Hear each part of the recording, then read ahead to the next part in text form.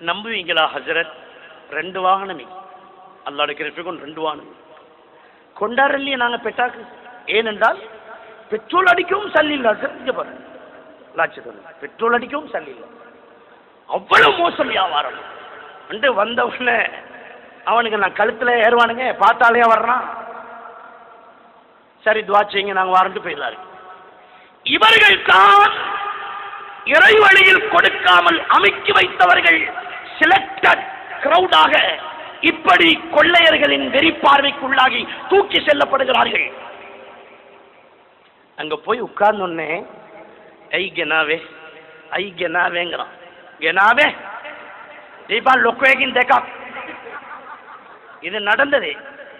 இவர் சொல்றாரு பாருங்க, பெட்ரோல் அடிக்க வழி இல்லாதவர், வியாபாரம் டைட்டுண்டவர். இதை கண்டா எல்லாம் சொல்லலாம் தானே. நாங்களும் எரும மாடு மாதிரி போறோம். நாங்கள் இன்கம் டேக்ஸ் ஆலையா வந்தோம் செக் பண்றதுக்கு. அவன் சொல்றான் பாருங்க, ஐயோ மேக்கே தந்தி கியூவானங் தினவனே பூத்தா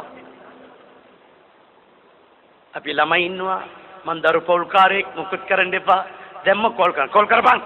மௌனுக்கு எடுக்காரு. வாப்பா யாரு மௌனுக்கு வாப்பா டெடா இங்கே வாப்பா.